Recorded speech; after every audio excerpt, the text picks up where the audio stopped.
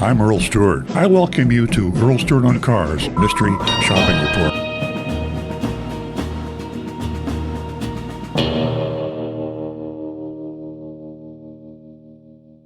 Delray Buick GMC. The Garber Buick Company was founded in 1910 by Guy Garber. I had no idea that we had dealers back then. I mean, Stu just pointed out that was before Henry Ford. Well, he was before he did the he was he was making Fords, but he hadn't done the assembly line. Assembly line thing, yeah. So before he was impacting the before he was churning them out. Exactly. So anyway, it was one of the first automobile dealerships in America, 100 and something years ago, and a few generations later, the Garber Automotive Group is still going strong. I mean, I thought I knew all this stuff. I didn't. That's amazing. Based in Michigan, Garber consists of 23 new car dealerships in 6 states. During the 2010s, they acquired 2 Buick GMC dealerships in South Florida, Garber Buick GMC in Fort Pierce and Delray Buick GMC. Back when we reported on them in 2019, we remarked on their long and impressive history as a family business and their great online reputation. We made the assumption that a group with a reputation on the line would take the Takata problem seriously. It turns out they did. But as we've seen week after week, even the noblest of car dealers have failed to resist the temptation to push their pricing to the limit.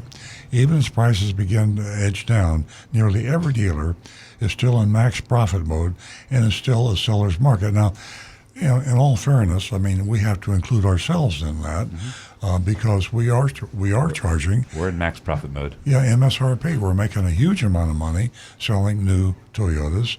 And it's just the fact that the other dealers are making a lot more because they're going way over MSRP. The only thing we can pat ourselves on the back for is we drew the line at something the manufacturer's suggested retail price.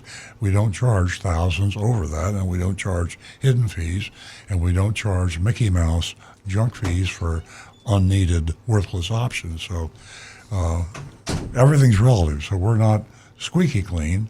We're just kind of clean compared to everybody else. Cleaner, right. We sent Agent Lightning in to shop a used car again. She identified a used 2021 Buick Enclave Essence with 27,000 miles. It was listed for sale on Delray Buick's website for $33,000 even. This is a report. I'm speaking as if I'm Agent Lightning.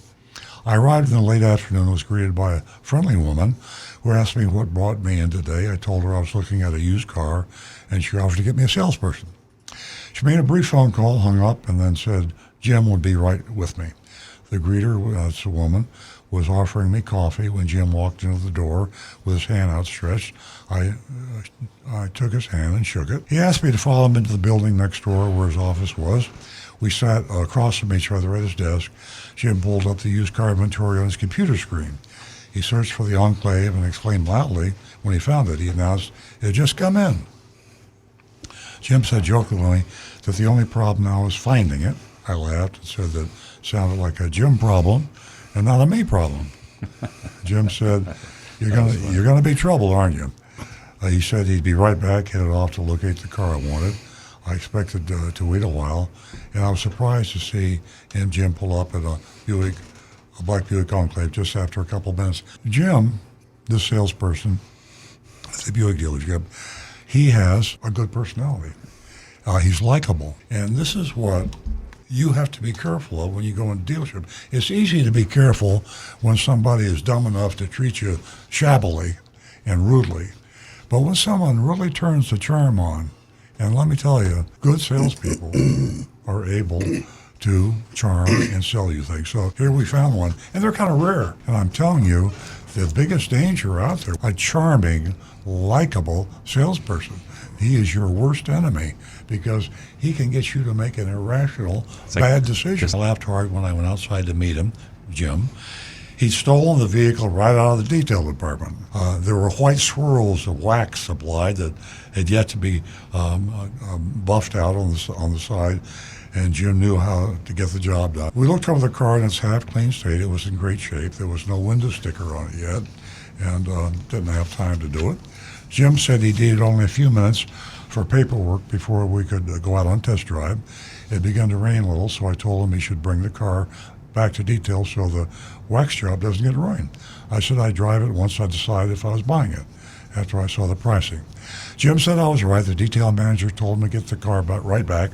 I went back to the desk, and he took the car back to the detail manager.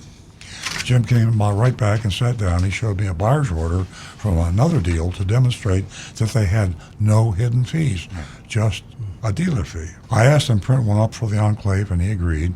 He pulled the listing on the computer again. Jim said a window sticker with their best price would be put on as soon as detail was done with it. He pointed out that it would be the same as their online price, $33,000. Jim got up to get the numbers. He was back in a few minutes with a sales manager and a worksheet. The sale price was $33,000, same as I'd seen online, and exactly what Jim said it would be. Then they added $745 in government fees and an $898 dealer fee. The sales manager said that the government fees would likely go down. He said it was comprised of a new vehicle, of a new plate, DMV, and electronic filing fee, which I don't know why he said that. Well, anyway, he went on to explain it was based on the weight of the vehicle, which is true. Yeah. And the fact of the matter is, one of the reasons our dealership doesn't advertise prices including tax and tag, government fees, is because there are variables that you cannot pin down till you know exactly the date of birth, is their car being traded in or not? It's a truck, and the weight. The weight, and it's a little complicated. A computer program does. You have to have the exact car that you want to buy and the exact person who's buying it before you can calculate the tax and tag. And oftentimes the salespeople are duped by the dealer, just like the customers are. Yeah, they don't know. And they say, "Why, this is part of the part of the tag and registration," and it's not. And the salesman doesn't get paid on it. It all goes in the dealer's pocket. Jim chimed in to say there was no pressure from them if I decided to buy. It was here for me. Boy, how refreshing is that? I waited for some more pressure. One of them warned me the car would be sold soon. That didn't happen. I mean, what a unusual surprise. I thank them both for a great experience. Said everyone had been so friendly. They were very appreciative, thanked me for coming in. So there you have it. An extraordinarily friendly, happy experience at a car dealership. We grade on the curve, and we'd like to hear your votes. I give them a B. I think I'm going to follow Stu's thought with the B. I give them a C. Well, I want to give them an A so bad I can't do it. I'm making an A minus. I'm going to give them an A minus. $33,000 was a good price, and even $34,000 with the extra fees is a good price. That's right around the. I looked on Auto Trader, which, by the way, they're all lower than what the real prices are, but relatively, it seemed to be right in the middle. This case here, turns out he's honest, and he looks honest, and he's friendly. I mean, the best of the best of the best.